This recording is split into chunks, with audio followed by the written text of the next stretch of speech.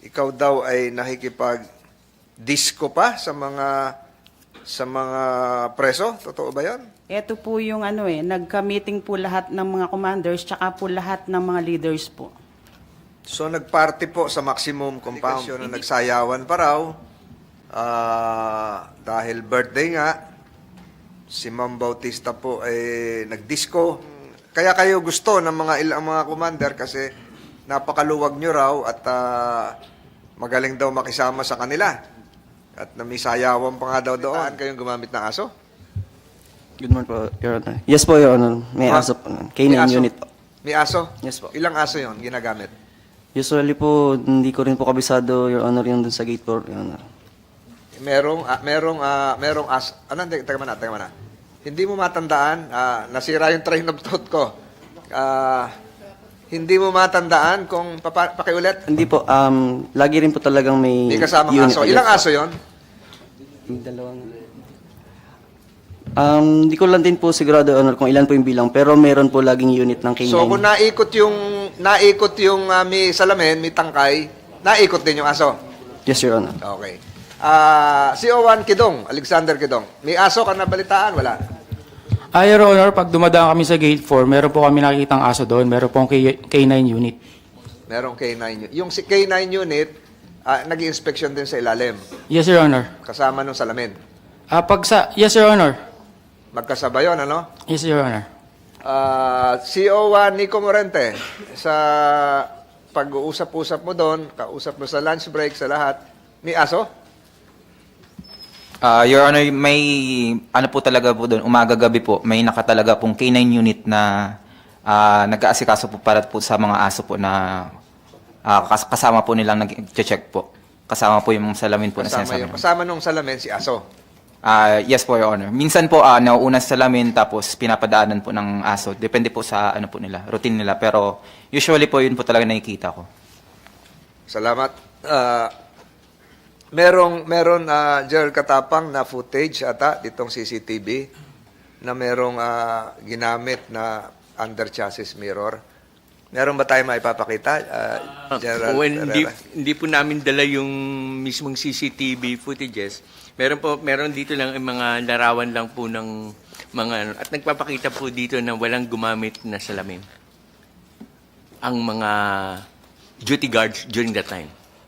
So is that we have here This is the actual what happened on July 7, 2023, Your na Honor. walang gumamit ng salamin? Wala po. And even kasi po, tatlo pong ano yan, kung matatandaan niyo po, So ibig sabihin po, tama si Kataroha. opo, Tama si Kataroha na walang gumamit ng salamin. wala po. Makikita po dito, wala po talaga. Sinilip lang nila ganyan.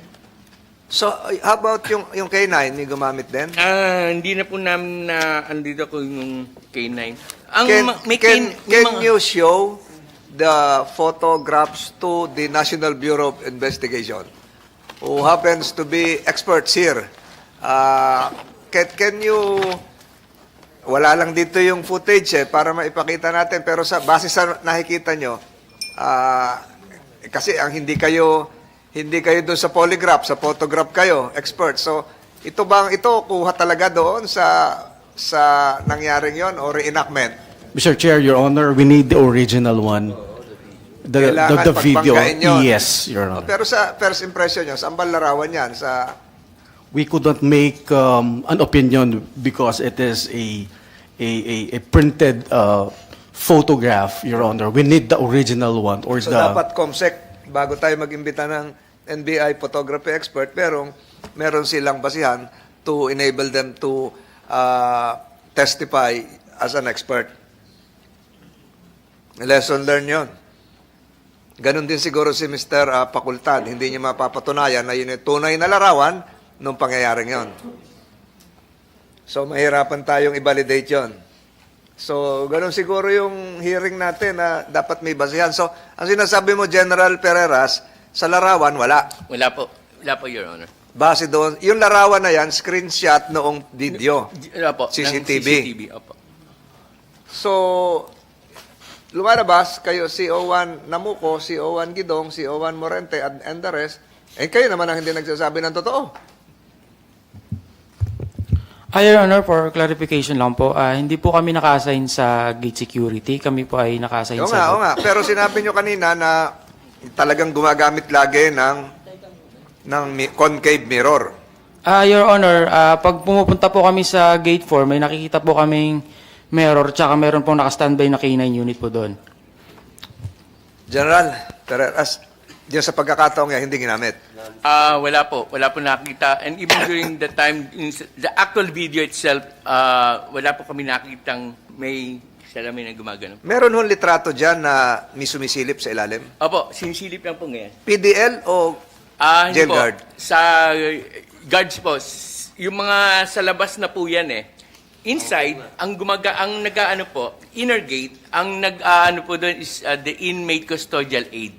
Wala pong guard na ando doon during that time.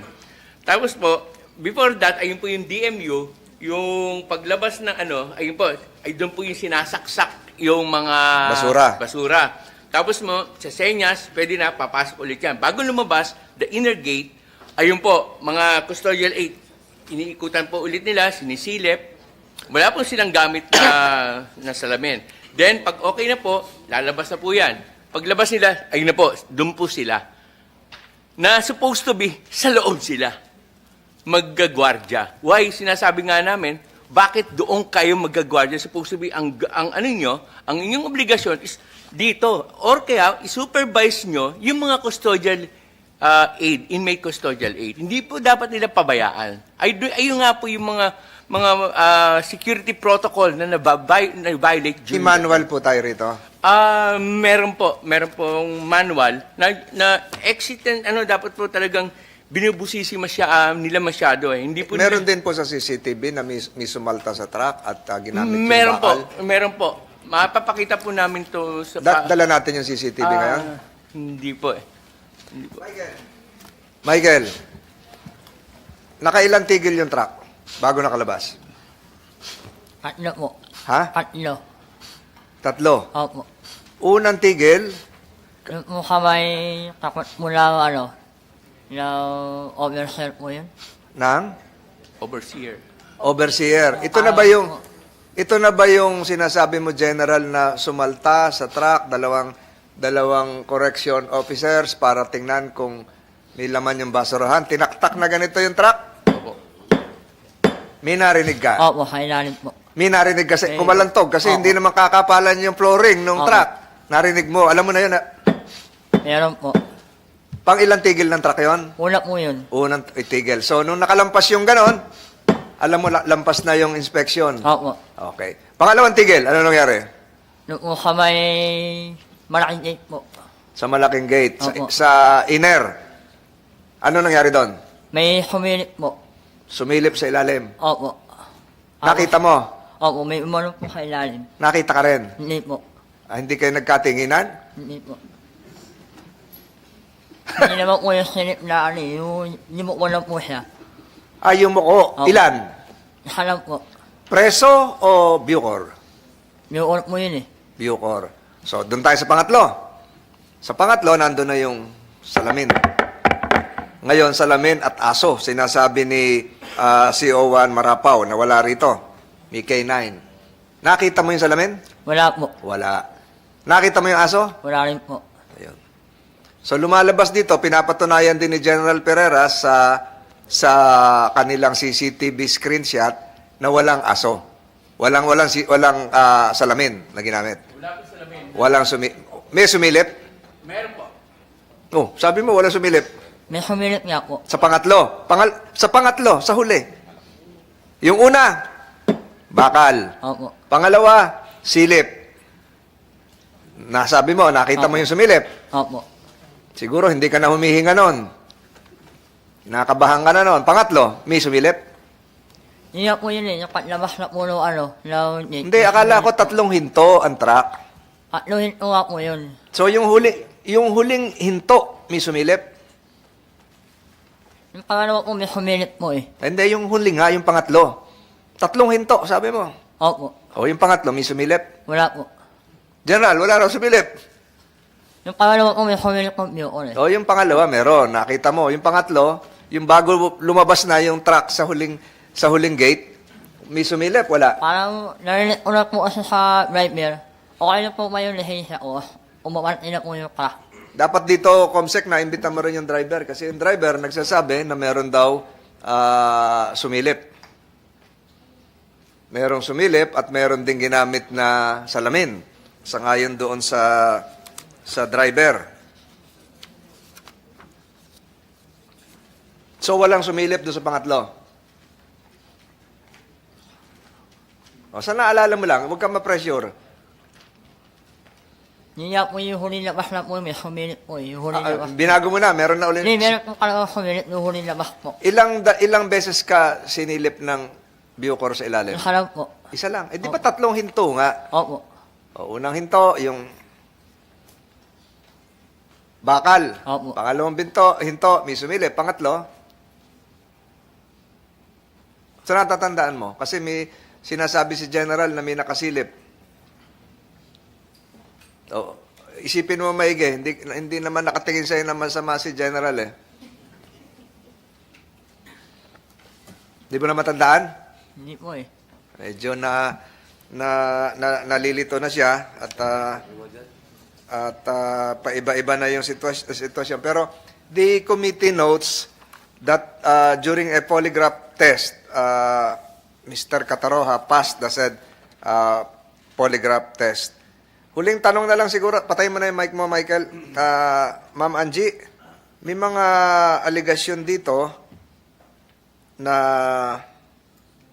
sa pagiging maluwag mo daw sa bilibid, ay ikaw daw ay hindi po sa akin galing ito.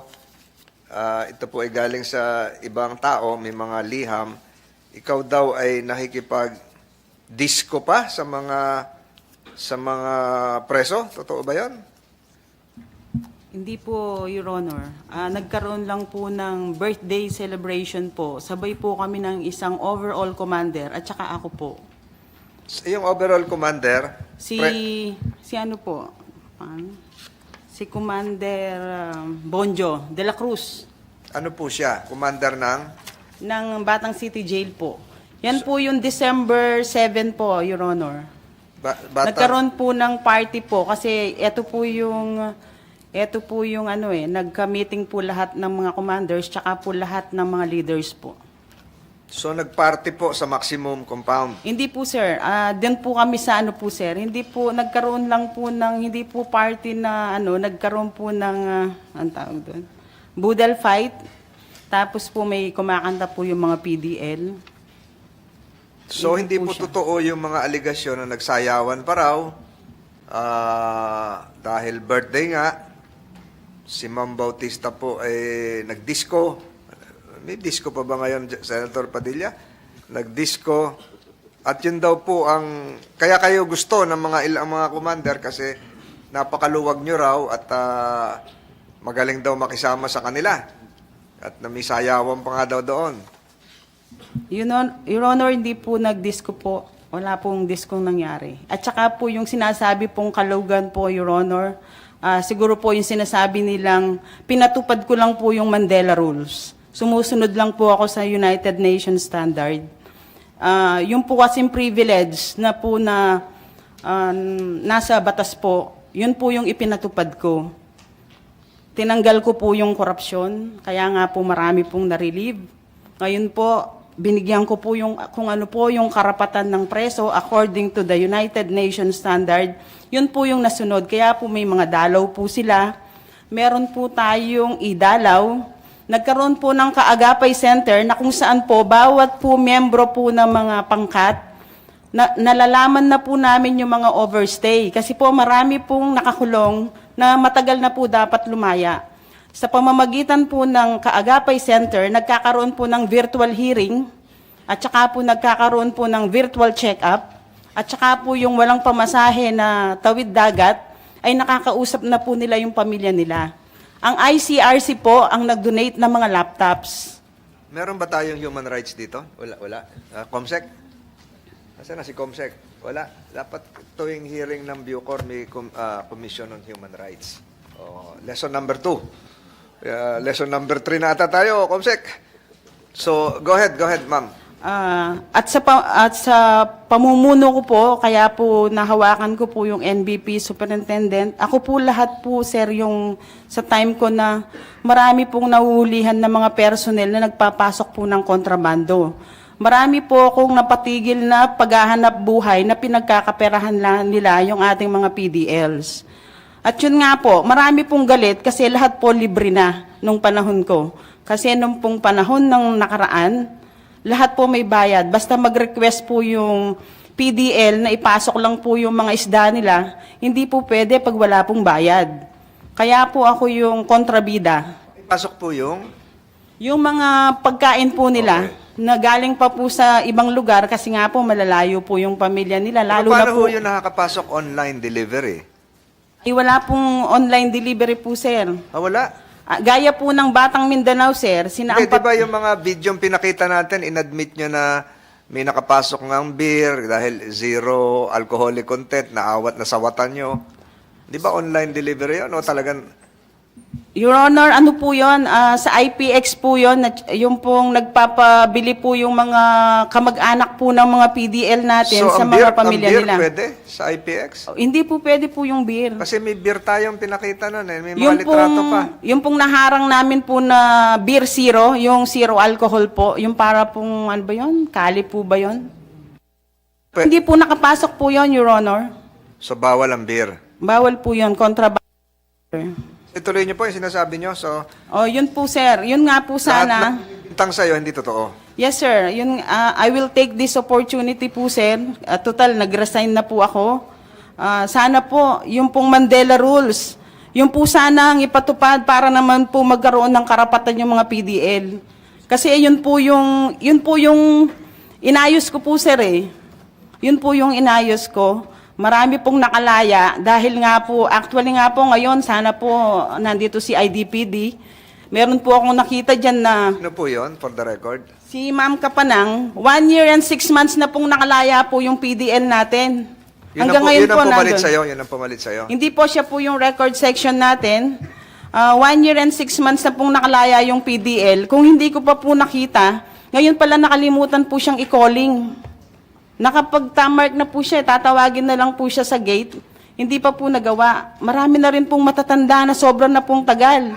Meron na nga po dyan na 20 years old pa lang po siya. Nakakulong na, 80 years old na po siya ngayon. So, bali po 60 years na po siyang nakakulong.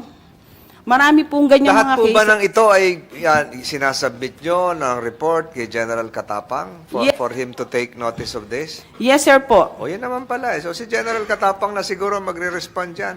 Is it being done, sir? Opo, kaya lang po, may isa po tayong magandang pag-usapan. Kasi po, nung naglabas po ng panibagong desisyon ng Supreme Court na lahat ng mga heinous crime, hindi na po good for GCTA, yun po, doon po nagkaipit-ipit. Kaya, ang ginagawa ko po, pag sabi ko, sentence served na ito, pino-forward ko na po sa Department of Justice. Pero dahil nga po sabi ng USEC doon na DG, may problema tayo kasi kailangan i-challenge natin ito sa Supreme Court. Bakit sila naglabas ng panibagong desisyon na maiipit ang karamihan ng mga preso na sentence served na at hindi natin mailabas dahil nga may nilabas na desisyon na naman na bago ang Supreme Court na mapapahinto ang paglaya ng mga sentence served. Salamat. Comsec, I understand that we invited the University of the Philippines here. Ano pong, as a forensics, any findings coming from the University of the Philippines? Yung sa bato, yung sa mass grave, may naging findings ba ho kayo doon? Kasi lumalabas, puro sa media reports tayo na nakaka-rely yung sa chicken bone ata ito. Good morning, Your Honor. So kami Thank you, po, Ms. Bautista. kami po kinontak ni DG Katapang para ho tignan yung septic tank kung merong mga human remains. At based po sa aming findings ay wala po. How many septic tanks were inspected? Bali, 2 na septic tanks yung titignan sana, pero inubos yung do sa first septic tank, dahil yung tubig dumadaan, yung sewage, from the first septic tank, tutuloy do sa second. So walang Alin ba natagpuan. yung second? Yung basketball court? Yung basketball court. So wala doon sa basketball court. Wala po. So, overall findings from the University of the Philippines, Walang human remains, whether bone or other human remains. or 2 septic tanks? In one septic tank. 1 septic tank. So, hindi rin tayo klaro pa doon sa second septic tank kasi hindi nabuksan yon. Hindi na ho. Kasi ang sinasabi noon, inupuan din ng aso yon. Yun ang na-report sa amin, pero hindi na namin So, na-witness. ibig sabihin, yun. pag inupuan ng aso, hindi rin that accurate. Meron po kaming na-observe na kasama ng report namin na yung mga aso, hindi niya ma-distinguish kung explosives or kung other. So parang hindi siya cadaver dogs. Ang expertise ng aso ay explosives. Expertise non-explosives, ibig sabihin, pag upo niya doon, may possibility na may explosive material? Hindi ho namin yun expertise. Pero yung hinahanap ho sana ay cadaver. Kasi kung if you're referring to explosives, methane gas, can that be considered as an explosive material? Yes, Your Honor. A septic tank is a Yes, septic tank meron is pong composed of methane. Yes, Your And Honor. methane is combustible. Kung naalala niyo pa, ilang taon na nakakalipas, no meron pa tayong quad cinema, sumabog po yung quad cinema sa ilalim because of methane. Because of LPG. Tama po, Your Naghalo-halo. Honor. So, most probably, yun ang na-sniff nung aso. Pwede po, Your Honor. So, can you furnish the committee a copy of your forensic We have report? already submitted it during the second hearing. Okay ba tayo? Comsec, meron ba tayong kopya? Ayun. Lesson number 4, Comsec. So, thank you for the support and efforts given by the University of the Philippines Forensic. Siguro, you should also forward a copy of your report to the Commission on Human Rights. Yes, we will, Your Honor. Salamat po sa Chairman. inyong pagtulong sa committee to. Senator Padilla is Opo, recognized. Chairman, mas maganda po, yun po ang bigyan natin ng pagtulak. Yung patungkol po dyan sa pag-iimbestiga doon sa mga septic tank. Yun po siguro, General Katapang, ang bigyan po namin ng atensyon ng committee ni Chairman Tolentino sapagkat yan po ay matagal ng usap-usapan sa Bilibid yan. Na talagang yung septic tank na yan, may pagka-horror yan. Kaya mas maganda po talaga kung talagang bibigyan nyo ng permiso na magkaroon talaga ng investigasyon dyan. Kasi para po sa akin, itong kaso ni Michael Cataroha, ano na ito? Wala nang pupuntahan to, Chairman. Ayaw naman makikooperate ni Michael eh. Siguro doon na lang po tayo sa original na issue talaga. Yung issue dyan ay yung septic tank eh. Kaya po sana, sa tulong po ng University of the Philippines, malaman natin talaga kung meron ba talagang mga... Matagal ng kwento yan sa Bilibid na doon talaga ang disposal. So, yun po, Chairman. Maraming salamat po.